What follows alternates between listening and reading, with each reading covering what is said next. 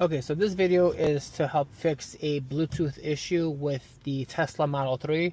The other Teslas might be having the same issue, but this is how I figured out with my car. So I drive a Tesla Model 3 and I'm playing a song from my phone, and you can see car's Batmobile, that's my car, and volume's all the way up.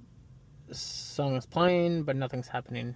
What's on here right now is music I have through Apple Music synced with the car, but nothing's playing through my phone.